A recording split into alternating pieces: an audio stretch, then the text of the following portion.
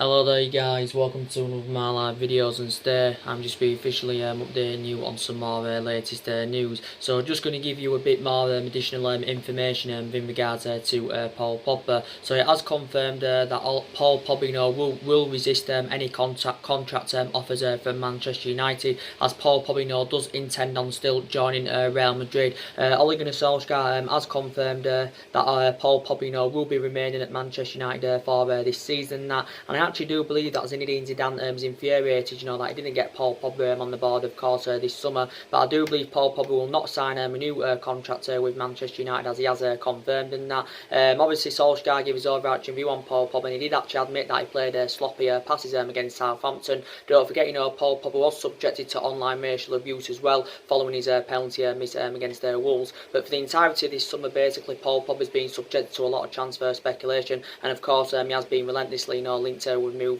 to Real Madrid and that. But Paul Pogba confirmed earlier on in the summer that he did want to leave Manchester United, and he actually publicly admitted that he wanted to leave the football club and that. And he did say he was seeking for a new challenge and wanted to leave, of course, to rejuvenate his career. But Paul Pogba is going to remain at Manchester United for this season, which is actually quite good news in that. But I did say for the majority of this summer, basically, the huge, the substantial amount we've put on Paul Pogba, that seems to be the stumbling block of him, making his dream move to Real Madrid, because obviously, we quoted out that we wanted around £180 million. Obviously, that's just over double than what we initially paid for him from Juventus back in 2016, and of course, Real Madrid were not willing to pay that £180 million. Some reports said early on in the summer that we wanted around 150 or 160 million pounds for Paul Pogba and that. But I did say all summer his first choice preference has been Real Madrid, and his likely destination, of course, has been Real Madrid. There has been talks that he could have made a return back to Turin, because actually Paul Pogba did have 4 good years in Turin. Mainly hasn't replicated this at Manchester United and that. But I do believe probably Real Madrid will reignite their interest in January. They may probably go back in for him next summer, but he will not spend the rest of his playing career with Manchester United. But the good news is he's going to stay at the football club at least for this season, which is very, very good news. And obviously Real Madrid anywhere, they've already spent a substantial amount throughout the course of this summer. I think they spent around £300 million on 5 players. Real Madrid have generated some of that money back, because they have sold quite a few of their players. I think they've generated around £100 million back of that money. But yeah, Real Madrid have basically been in for him for the entirety of the summer. Obviously, Paul Pogba's brother, was it last week? I think it was Mayfius, his brother. He came out and fueled more transfer speculation. He does know how good Paul Pogba would represent Real Madrid in that. He did still say that Real Madrid could end up, Paul Pogba could end up signing for Real Madrid, but it's not going to happen now by the looks of things. Don't forget the European transfer window does shut tomorrow and that. But Ole Gunnar Solskjaer has ruled out Paul Pogba leaving Manchester United within the next 24 hours or so. There was talks as well that Paul Pogba sustained an injury. I think was it throughout the game against Southampton, or was it after the game? I think some media reports came out and said that he was found limping with Paul Pogba. So like I said, now we have convinced him to remain at the football club. We've got to try and avoid him getting any kind of injury, because we haven't really got on the backup to Paul Pogba and that. Obviously, Paul Pogba's agent, Mini Raiola, for the entirety of the summer, basically, has been in the process of, trying to get Paul Pogba's move to Real Madrid completed and that. Obviously, he said at the start of pre-season that, Paul Pogba was in the process of leaving the football club and that. But, Paul Pogba is our most expensive signing. Obviously, we paid £89 million for him. He's not only our most expensive signing, he's also one of the highest paid players at the football club, because I think Paul Pogba's on around 290 grand a week. He's also a World Cup winner and that. But like I said, anywhere, Man United have got a history of spending big on players. Obviously, we overpay for players. We give players substantial wages and that. But we can do that because we're a massive club. We've got massive revenues and that. But in the aspects of that, in this aspect of bad business, though, is that we overpay for players, and then when they leave, we let them go for next to nothing. So that's a really, really bad business for Manchester United. But we have seen Paul Pogba at his best as a Manchester United player. I think this season, he wasn't too good against Southampton.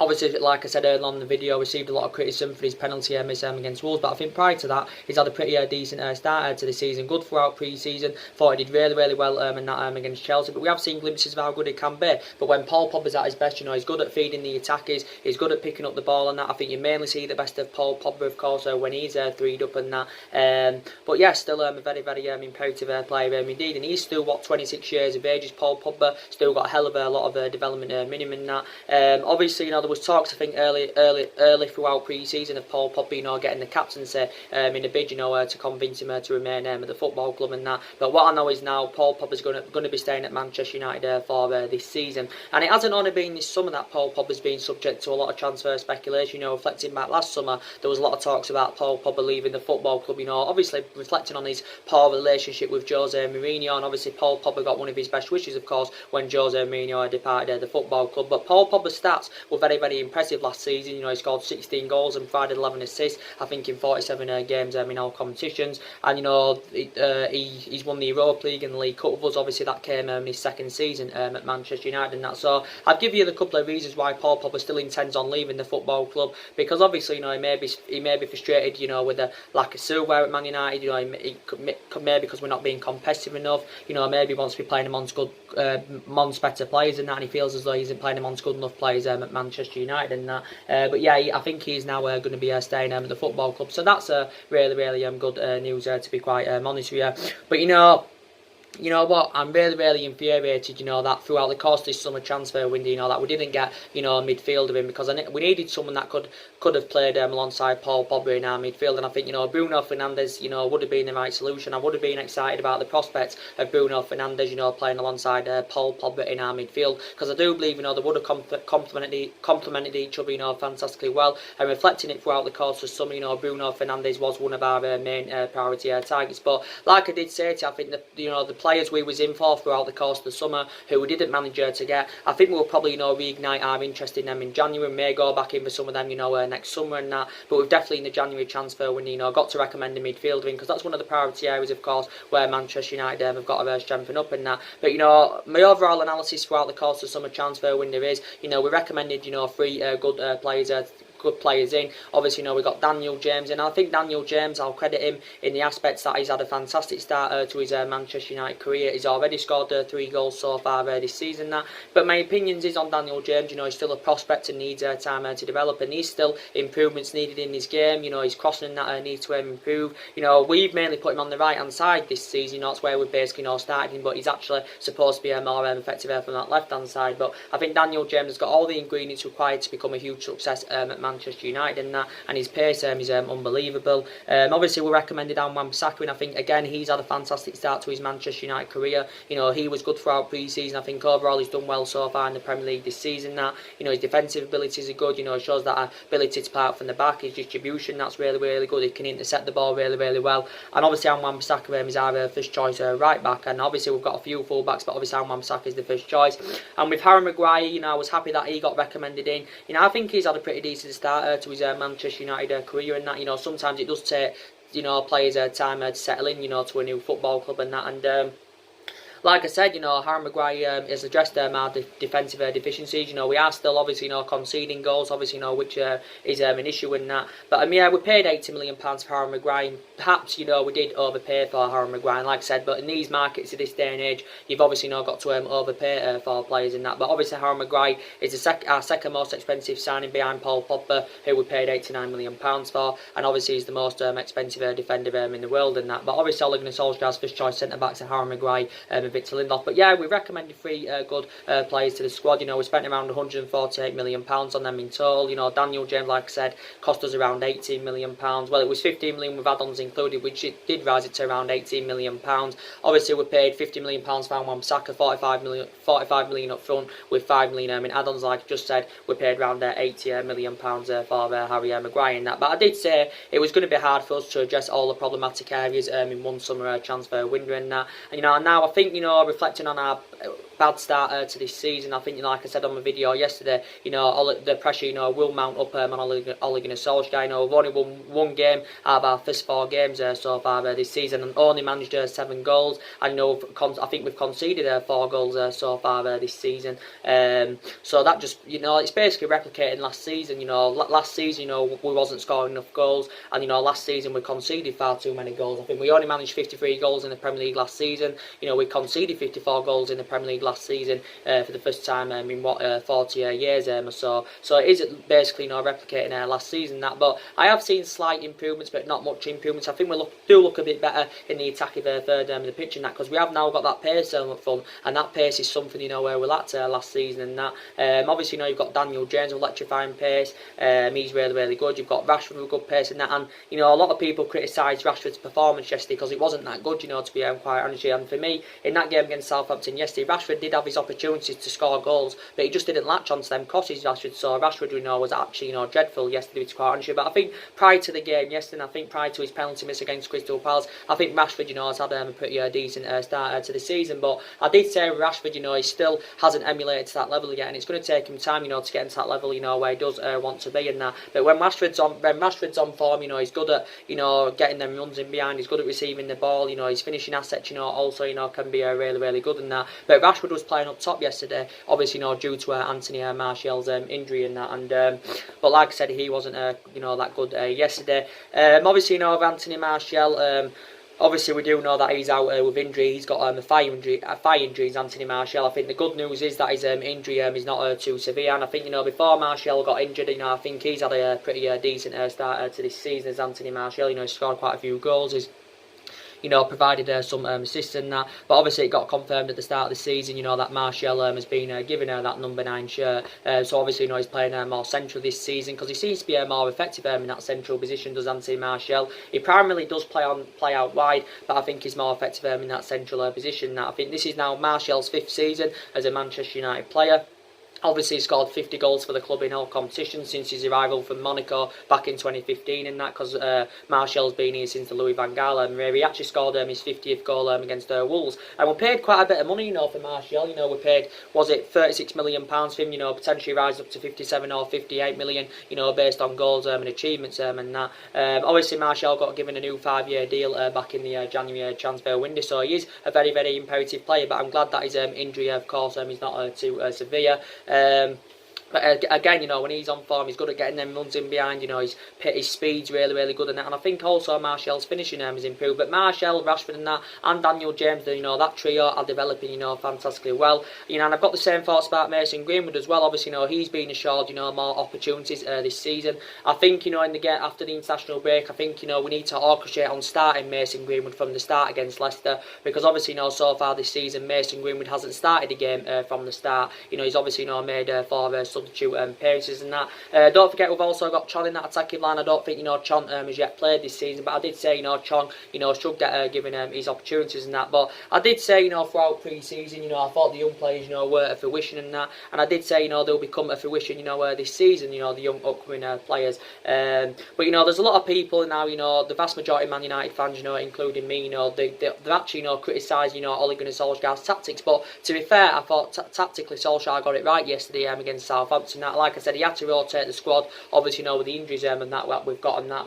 Obviously, Diego Dalot is out with injury. Obviously, he's one of our fullbacks. I think he's set to return after the international break, so should be in line, to participate in the game against Leicester and that. Even though Diego Dalot's not first choice, he's one of the backup options, basically, just like Ashley Young is. Obviously, Ashley Young, was playing at left back yesterday. He was actually, captaining the team yesterday was Ashley Young and that. But Diego Dalot is out with injury. Obviously, we do know that Eric Bailly, of course, is out with a serious knee injury. He's out until Christmas time. And I said with Eric Bailly, his Manchester United career has been mainly affected, with the amount of injuries he has sustained. But he's an imperative player, and he's got great potential, and he does hold his line really well. Eric Bailly, of course, when he's fully fit. And this is now Eric Bailly's 4th season as a Manchester United player and that. But yeah, I think we would consider offloading him. Obviously not now, but I think maybe in January or maybe next summer, if a suitable offer came in for him, we'd probably look to recoup at least the initial £30 million that we did pay for him from Villarreal, back in 2016.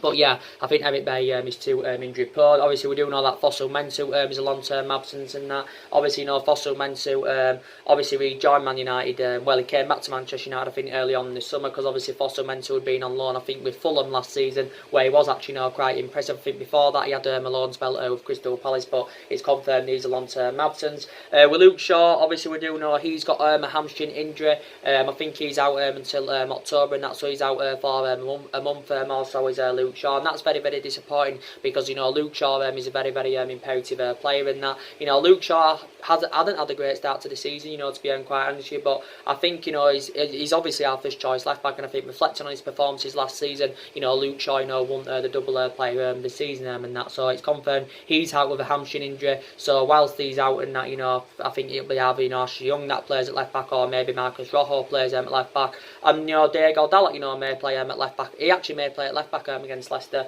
you know, Diego Dalot on that, because I think he should be fit by the Leicester game and that. And what other injuries have we got? You know, we've got quite a few injuries. You know, I think also Lee Grant is still injured. So yeah, for real.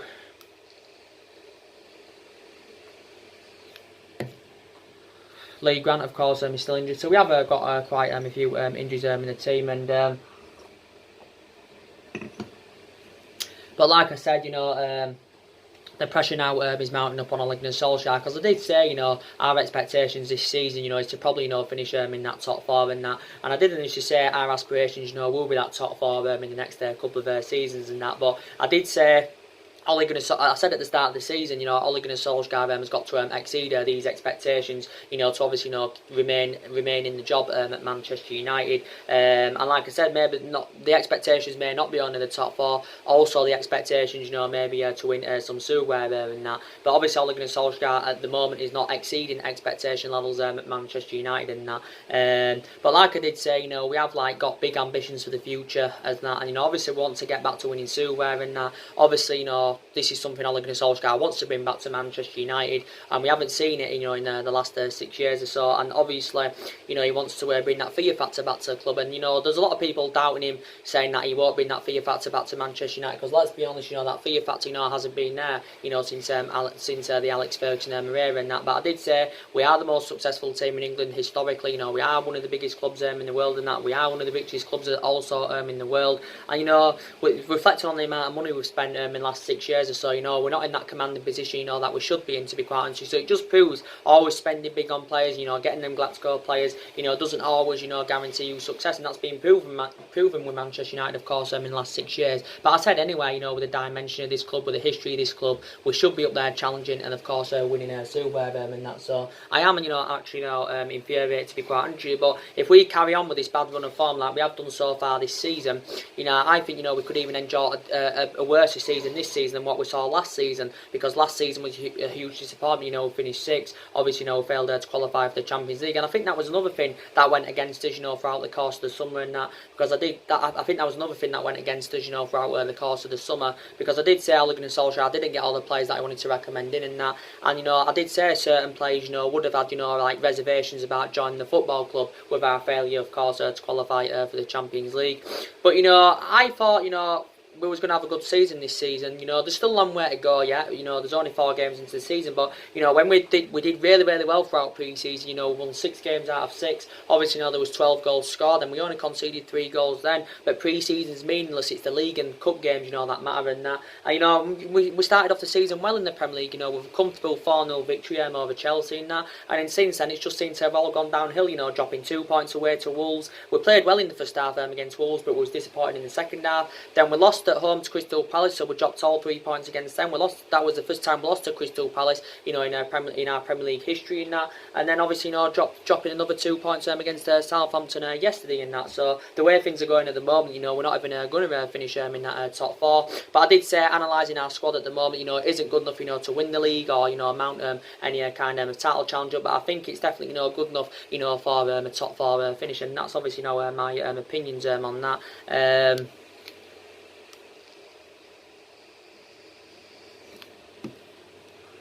But you know, obviously, you know, since Ole Gunnar Solskjaer's arrival now, quite a few players, you know, have departed the football club. I think it's around 6 or 7 players now that have departed the football club. Obviously, you know, quite a few have gone out on loan, but you can still say they've left the football club for the time being if the deal doesn't get made permanent at the end of the loan and that. So we know at the end of last season, Valencia left after he actually, you know, served 10 years with Manchester United. Obviously, you know, we saw Ander Herrera, of course, leave the football club again. I was very, very frustrated that we didn't recruit a replacement for under Herrera. Obviously, he served 5 years with Manchester United. You could arguably say he was one of our best players, since the Alex Ferguson and Herrera and that. But obviously, we let him go. We paid money. We paid just under £30 million to him from Bilbao back in 2014. But I think, we let him go on a free. And in that aspect, that was a very bad business from the football club. But like I said earlier on in the video, this is what we do. We overpay for players and then we let them go for next to nothing, basically. And but yeah, we didn't recruit replacement for Fernando Herrera. Like I said, Fellaini left in January. Romelu Lukaku, of course, left the football club. And I think in that aspect, it was really, really good business for Manchester United. Getting rid of Romelu Lukaku because obviously he was down the pecking order anyway. And it was good to see us, generate a substantial amount, for a flop basically. And it was really, really good, to see us recoup the money that we did pay for him from Everton a couple of years ago. But again, we didn't recruit a replacement for Lukaku. But I think Solskjaer explained at the start of the season why we didn't get that replacement for Romelu Lukaku to obviously prioritise the development of Mason Greenwood. Obviously it confirmed early on this week that Sanchez, of course, has left the football club. He's gone out on loan to Inter Milan, and that again, it's without a buyout option, or there's no obligation for Inter Milan to buy or to make the deal permanent next summer and that. So I don't know what Sanchez is going to be doing after his 10-month loan with Inter Milan. Don't forget, we're still paying the majority of his wages whilst he's on loan with Inter Milan, so he's still the second highest paid player at Manchester United. I still believe we're giving him around 300 grand a week. I think Inter Milan are giving him around 175 grand a week, which equates to around, I think they're paying around 4.5 million of his 21 million annual salary a year, Inter Milan. But I'm really, really glad anyway that we did get rid of Alexis Sanchez. And I did say the only way we would have got rid of him anyway is putting him out on a long season loan, because we would have found it difficult to get rid of him permanently, due to his substantial wages and that. Because when Sanchez was at the football club, he was on 400 grand a week, potentially rise up to 500 grand a week, based on the image rights and the bonuses and that. So I did say at that point, Sanchez's wages were having a really bad effect on the football club. But Solskjaer did say anyway that Sanchez needed to go in that, because anyway Sanchez was below in his fitness, he was working to full fitness and that, and obviously Sanchez was behind the likes of Daniel James, Mason Greenwood and Martial and that, so he would have found game time very, very difficult anyway. But yeah, he enjoyed a very, very difficult time at Man United. And he did say anyway, even if Sanchez would have remained at the football club, he only would have been mainly playing in the Europa League and the Carabao Cup anyway. So in a way, it'd have been pointless in being here. But Sanchez did enjoy a difficult 18 months with the football club. Obviously, Sanchez managed 45 appearances in all competitions and only scored 5 goals and provided 9 assists, and only managed 3 goals in 32 Premier League appearances and that. So it was very, very inconsistent for Manchester United and that. But he didn't live up to expectations as I thought he would have done, because Sanchez, had 3.5 or was it 4 good years there with Arsenal, scored over 70 goals in that period and that. He did really well with Arsenal, won quite a few FA Cups and that with them. He even played under Pep Guardiola's guidance, when he was younger at Barcelona and that, and flourished under Pep Guardiola's guidance, but just didn't replicate any of this form at Manchester United. And Sanchez didn't play, he wasn't even part of the pre-season squad. He didn't even play in any of them 3 Premier League games so far this season. Well, there's 4 that's gone, but obviously when Sanchez was still at the club, he didn't play in any of them 3 games. Because he had been below on his fitness, but Sanchez was on Copa America duty with Chile throughout the course of pre-season, and this is why he wasn't part of the pre-season squad. And I think he had actually sustained a hamstring injury, whilst he had been on Copa America duty in that, whilst he had been on Copa America duty. But I think also Alexis Sanchez won the Copa America twice with Chile as well, and he's 30 years of age now. I think he's 31 in December. Sanchez is predominantly a left winger, but he can play in various other positions, so his versatility is very, very good. But when we mainly played him, we obviously put him on that left-hand side, Alexis Sanchez and that. But yeah, he has gone to Inter Milan on a 10-month loan. I think it's cost us £6 million anywhere, to loan Alexis Sanchez out. But I think he'll probably, deliver the goods in Italy. Don't forget Sanchez had experience of playing in Italy when he was younger. Obviously, he spent around 3 years with Udinese and that. But I think he'll probably do really, really well with Inter Milan. Don't forget he is now reuniting with Romelu Lukaku. But I'm glad, we've got rid of Alexis Sanchez. So he's another player that's left. Obviously, it confirmed a couple of weeks ago that Joel Pereira was loaned out to Hearts on loan. So he's obviously gone to Scotland and that. Obviously, it confirmed earlier on this week as well that Chris Smalling has left the football club. Obviously, he's it got confirmed a couple of days ago. Well, it was early on this week, should I say, that it was made official that Chris Smalling has joined Roma on loan. and it did confirm that he travelled to Italy, to finalise his loan move. Yeah, it is a loan move. There's no obligation, to buy, so Roma can't make the deal permanent after, Chris Smalling's loan spell and that.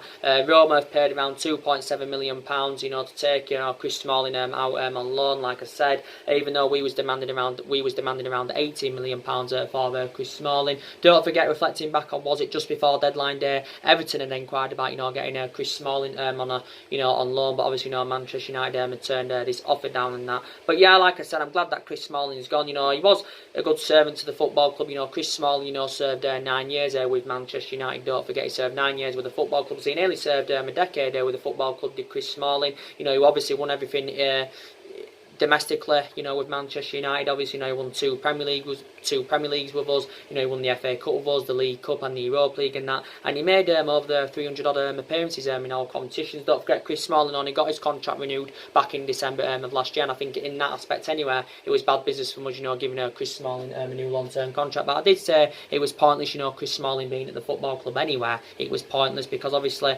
since the arrival of Harry Maguire, Chris Smalling, has found himself, falling down the pecking order in that, and obviously he was going to find game time very, very difficult, because I said Solskjaer's first choice is obviously Victor Lindelof and Harry Maguire in that. But yeah, Chris Smalling I think is now 29 years of age anyway, but could do well in Italy, with Roma and that. But I'm glad he's currently left the football club. But even with Chris Smalling leaving, it still leaves us with around 6 centre-backs and that. And I did initially say, we need to offload at least one. We've offloaded one now, and I think we probably need to offload another one, but obviously we do know now that's not going to happen. In regards to Marcus Rojo, like I updated you on, Solskjaer said, I think prior to the game against Southampton, that Rojo now is definitely staying at the football club, even though, there's been talks about, there's been a trio of clubs interested in him. I think it did say the likes of Marcelo have been interested. I think it said Milan have been interested. And I think it said that Monaco have been interested in Marcus Rojo. Don't forget, Everton inquired about getting Marcus Rojo on transfer deadline day and that. But obviously, it didn't happen in that. We put around a £25 million valuation on Rojo. Obviously, I think this is now Rojo's fourth or his fifth season now with Manchester United and that. He's just got under 2 years left on his contract. Rojo, I think his versatility, and that's really, really good. He can play centrally, he can play on the left and that. I think he can also play as a wing-back and Rojo, so his versatility is absolutely, really, really good. But again, I think his Manchester United career has been mainly affected with the amount of injuries he has sustained, Marcus Rojo and that.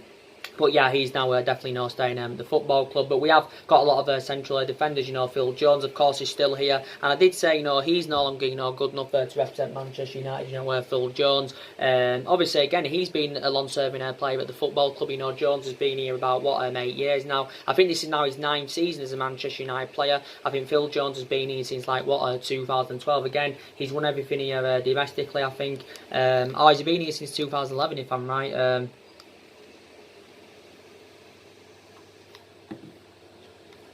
2011 or 2012, but Phil Jones has been here, since the Alex Ferguson era and that, and like I said, he's no longer good enough to represent Manchester United. Don't forget, Jones also got a new contract last season and that, but he's obviously not going to be remaining at the football club. We've got Alex Tuanzebe, don't forget, he's a centre-back as well. I think we're orchestrating on keeping Alex Tuanzebe at least for this season, or at least for this present time. Because I think I did say, Alex Tuanzebe, is going to be a big part of the squad this season. Obviously, he's the upcoming future. Obviously, he rejoined Man United back in this, I think it was early on in the summer. Because obviously last season he had been on loan with Aston Villa. So I think Alex Tuanzebe, staying at the football club. Obviously with Victor Lindelof, I think... obviously, he's done quite well this season. I think, he's had a bad couple of games, and that has Victor Lindelof. But I think prior to that, I think he's had a good start to this season. And I think he's replicated, what he did last season, because in his second season at Man United, there was vast improvements in his game. In Lindelof's first season, that's that consistency, didn't really settle in and that. But I thought, I think since then, Lindelof's been really, really good. And I still say, he is flourishing at Manchester United, and that is Victor Lindelof. But yeah, we've got a lot of central defenders in our team. So we have now, as it's confirmed, we have got 6 centre-backs. So we do know now that Rojo is staying at the football club. Matteo Darmian now, the news on him, I updated you about Matteo Darmian a couple of days ago. Now, I think he should be leaving Manchester United. Confirmed a couple of days ago. It was stemming from Sky in Italy, and they were basically saying that Darmian looks set to leave Manchester United. It reportedly said that Manchester United and Parma, who of course an Italian club, had come to an agreement on a permanent deal for Matteo Darmian. It did reportedly say that Darmian was set to join Parma for just over £1 million and that. So it is no surprise that, according to reports, that Darmian is set to leave the football club. That's no surprise, to be quite honest, because obviously Darmian has served his 2 requirements at Manchester United, and that it's no surprise basically. Obviously Darmian hasn't played so far this season, wasn't even part of the pre-season squad, and it is no surprise. But I think the surprising solution is, with how much we're letting him go for, basically. So you can quite say, we've lost out on money. We've lost out on around just over £11 million because, we paid just over £12 million for Darmian back in 2015 from Torino and that. And I think Darmian has been at the football club for around 4 years. But I did say, Darmian would be open to making a return back to Italy anywhere, because obviously, he spent the majority of his career in Italy, of course, when he was younger, Darmian and that. And I think it did say, Darmian is set to sign a 3-year contract with Parma, but we definitely no need to get rid of him, because obviously he's one of the problematic players in the football club. But I can't believe the amount we are letting Darmian go for. Obviously his Man United contract, I think, expires next year. But Darmian, in his 4 years so with Man United, he has made 92 appearances for the club in all competitions. Obviously he's won the FA Cup with us, the League Cup and the Europa League with us and that. He's actually only played like 13 times, since December 2017. I think the last game he played for Man United was actually, in our 2-0 defeat to Manchester City back in April. That's the last game, Darmian played in. So, obviously, he's enjoyed a very, very difficult time with the football club. Hasn't really been given the opportunity, to be quite honest. So, according to reports, he should, make a move to Parma. But don't forget, this has to go through by tomorrow, because don't forget the European transfer window, does shut tomorrow and all that.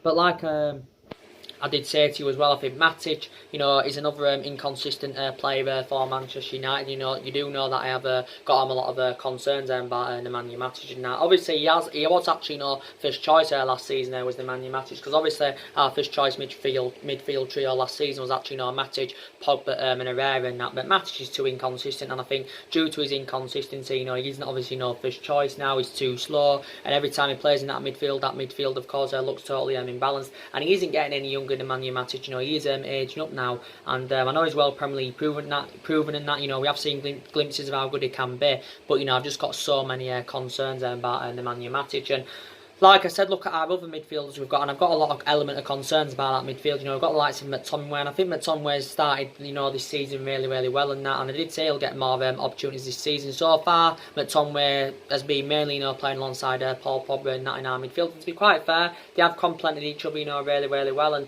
McTominay, I think, is doing really, really well. I still don't know if he's got all the attributes, to succeed as a Manchester United player and that, and I don't know if he, if he's the long-term solution for the club and that.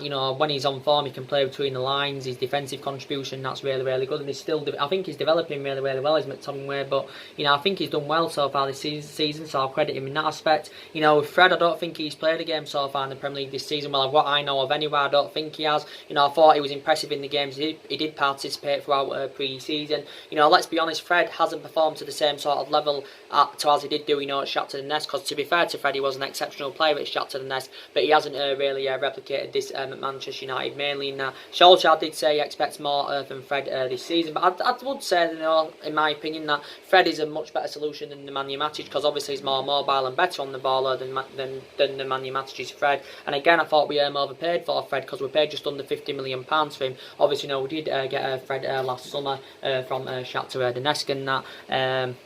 But yeah, I do believe, he should get given his chances. Andres Pereira, he didn't have a good game yesterday against Southampton. This is probably the main reason why he got taken off in the second half. And I think actually, Andres Pereira, started on that left-hand side. But I still say, he needs to be given more opportunities, because we have seen glimpses again of how good, Andres Pereira, can be. But yeah, I have got a lot of concerns about that midfield. But, like I did say to you guys, I think, at the start of the season, the board basically, the board had come to terms, and they basically admitted, did the board, that they feel as though that they didn't back Ole Gunnar Solskjaer enough and that. And I think they did actually assure at the start of this summer that Ole Gunnar Solskjaer would have been backed and that he wasn't back term enough. But I think the board have assured that Ole Gunnar Solskjaer will be backed in the January transfer window, maybe perhaps maybe next summer he may be also back term as well, if Ole Gunnar Solskjaer still remains in the football club, because obviously if this bad run of form does continue to persist, then I think Ole Gunnar Solskjaer, of course, will be leaving Manchester United. But for me, I love Ole Gunnar Solskjaer a lot. It's good to see that he's trying all sorts of different things in that. Obviously, he's trying all sorts of different things in that to make it work. I did say on a regular basis this season he probably will go with that 4-2-3-1 formation. He'll regularly go with that formation. He may go with other formations and that, but I think he'll mainly go with that 4-2-3-1 formation and that. And I love Ole Gunnar Solskjaer a lot, and I hope to say that he has got the abilities, he has got the stature to get Manchester United in that commanding position and that. And like I said, we're not really known for a sacking club, and I said, we haven't got the structure to keep sacking managers. Obviously, 3 managers have already been sacked since Alex Ferguson's retirement and that, and obviously Ole Gunnar Solskjaer is our 4th manager since Alex Ferguson's retirement and that. Ole Gunnar Solskjaer was a great player for Manchester United for 11 years. He flourished under Alex Ferguson's guidance and that. And Solskjaer, I know his philosophy. He confirmed at the start of the summer that he's following Alex Ferguson's philosophy and that. This is what Ole Gunnar Solskjaer had said. He was a great player for Manchester United for 11 years. Obviously, one of his most iconic moments, was back in 1999. Of course, when he won his the treble. Obviously, that's one of the club's greatest achievements and that. He did well whilst he was interim manager in that 3-month period. last season and that. But since he's got the job permanently, it's just seemed to have all gone wrong. So I'm hopeful that it can work out under Ole Gunnar Solskjaer and that. But like I did say to you guys, a hell of a lot of money has been spent in this football club in the last 6 years or so. And I did say I don't like the way the football club has been run anywhere in the last 6 years and that. But like I said, £148 million has been spent this summer under Ole Gunnar Solskjaer. Just under £400 million was spent under Jose Mourinho. He recommended 11 players in. There's still 10 of those players here now that Ole Gunnar Solskjaer is inheriting and that. And I did give you the reasons why it didn't. I did give you the reasons why it didn't work out under Jose Mourinho. Even though Jose Mourinho had that proven pedigree, he had that.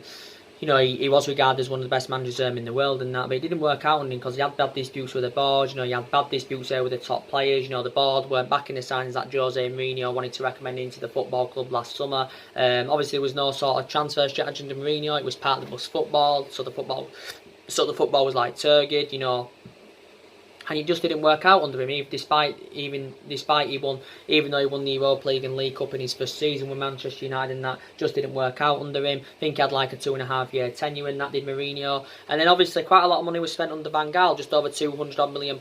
Was spent under Louis Van Gaal, and that didn't work out under him because he didn't have the right sort of philosophy in that.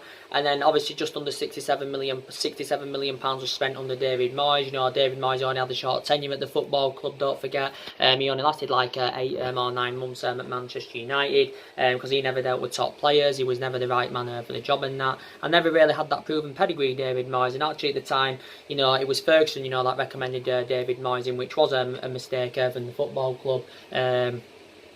And yeah, so we spent just under £1 billion in the last 6 years. Obviously, if you want to take into account what we spent under Ferguson, we spent way over £1 billion and that. But like I said, regardless of our managers, no one's gonna ever follow Alex Ferguson's legacy. We're never gonna replicate what we did, what we did under Alex Ferguson. And of course, that's something we've got to accept. But you can quite frankly say Solskjaer is still in the process of rebuilding and that. But he does know some of this team anyway. Even before he brought 3 new players into the squad. Because obviously when he managed the Manchester United reserve team, Solskjaer, he watched some of this team at this day and age, of course, grow, develop and that. But yeah, we've enjoyed a difficult start to this season so far. We've only won 1 game out of our first 4 games and that. So things, do need to turn around and that. I know we've got quite a few injuries and that, but that's not really an excuse. Obviously, Luke Shaw and Martial are 2 imperative players, don't get me wrong and that. But we have got a good squad, to be quite honest with you. I just think we need someone in that can create more chances, because we are creating chances, to be fair, but we're just not being clinical enough, as that's proven so far this season. That obviously got proven last season as well. We're not being clinical enough. As like I said, I've got a lot of concerns about that midfield. I think we're also lacking leadership and that in the team. And my opinion on Lingard, I think he's enjoyed a difficult start to this season. I thought Lingard was inconsistent in the last couple of months of this season. Lingard actually didn't start yesterday against Southampton. He actually came on in the game and that. But I think Lingard has enjoyed a difficult start to this season so far. And I still believe he's the long-term solution for Manchester United. Is Jesse Lingard and that. He's 27 or is he 28 years of age now. But yeah, he's been inconsistent so far this season, so it was good that he was dropped yesterday, but actually came on in the game. I thought Juan Mata did quite well yesterday, to be quite honest. I thought Juan Mata played well towards the back end of last season, had quite a few good games. We know that Juan Mata now is not first choice for Manchester United anywhere. He's not first choice in that, so initially has lost his place in the team, but still gets them opportunities, when he can. Mainly comes off the bench, does Juan Mata. Obviously, he's been a good servant to the football club as well. I think this is now, is this Juan Mata's now, I think it's his... I think it's his 6th season now as a Manchester United player, Juan Mata. I think he's definitely, made over 200 odd appearances for the club in all competitions. I think he's scored around 45 goals and that. I think it's around 45 goals he's scored for the football club. But yeah, I think he's been very inconsistent. Obviously, it got confirmed, I think, last season that Juan Mata had got a new 2-year contract. Not last season, I think it was earlier in the summer, should I say. Juan Mata got a new 2-year contract, I think, with an option of a 3rd year and that. He is now, 31 years of age now. Juan Mata can play as a number 10, can play on the right, just like Lingard can play as a number 10, and of course can play on the right and that. But like I said, we have got quite a few aging up players in the squad. We've got quite a few fringe players, we've got quite a few upcoming players and that. And the majority of them already have been given her the chances. Some that haven't been given her the chance as yet, but I do believe, they should get given their opportunities. I'm surprised Angel Gomez didn't participate in the game against Southampton yesterday as well. I'm surprised at that.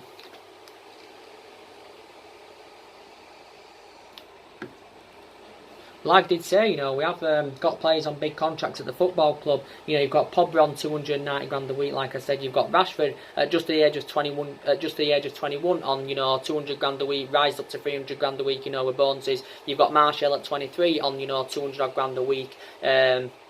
You've got now obviously De Gea, who's the highest paid at Manchester. He's highest paid now at Manchester United, is De Gea, because obviously he's on 375 grand a week, and that it was Sanchez that was the highest paid, but now he's gone on loan to Inter Milan. Obviously now it's De Gea that's the highest paid, because obviously De Gea signed a new 6-year contract earlier on in the summer and that. So we have got players on big contracts, and we can afford to do this though, like I said. But for me, the performances are just not good enough at the moment, and I was disappointed anyway. Throughout the course of the summer. That we didn't recommend a sporting director into the football club. I think that could have been something else that went against us as well. Because obviously for the majority of the summer, was in search for a sporting director, because I did say, we needed a structural change at the football club. We needed a structural change at the football club and that, and there was quite, at the time we was in for one, there was quite a few names mentioned, who could have taken that director's role at Man United, and I did say at the time it would have been beneficial to recommend someone who knows about, the traditions of the club and that, someone of course has got that experience. But obviously, we didn't end up getting a sporting director in, so we're just like, Ed Woodward, obviously giving a chance for business and that. But like I think throughout the course of summer, there's been the vast majority of Man United fans, demanding Ed Woodward out of the club, obviously, demanding the Glazers out of the football club and that. But yeah, so our next game is Leicester after the international break. That's at Old Trafford, and that's again definitely Manchester United should win. But I think this season, we need to see a lot of improvements. We need to win more games. We need to score more goals. We need to defend better. We also need to improve our record against the top 6 sides. That was another problem last season. So there's a lot of things to improve basically in that, and we need to be more clinical, and we're not being clinical enough. We was clinical against Chelsea, but prior to that, we haven't been clinical enough in the other three previous games. So something we need to see basically further more investment in the January transfer window and that. But I did say, with the 3 signings we're recommending throughout the course of summer, that's very, very essential, for the growth and the development of this Manchester United team and that. But yeah, we will see what happens. So the main part of this video, guys, like I said, was to give you the latest news about Paul Pogba and that. Obviously, Paul Pogba is going to reject any contract offer from Manchester United and that, because he's still planning on making a move to Real Madrid in the future. Obviously, he will be remaining at Manchester United, I think, for this season and that, which is obviously very, very good news.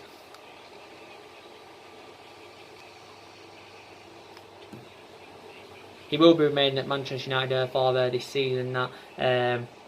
But Paul Pogba still ends up, does want to end up, making the move to Real Madrid. It probably will happen in January, or probably, perhaps will happen next summer and that. But I said it's very imperative that we keep Paul Pogba, obviously with our failure to get a midfielder in. So anyway, guys, drop your comments, likes below on this channel, and if you do consider subscribe, as always, and take care. God bless, and I'll see you all again very, very, very soon. Thanks for watching.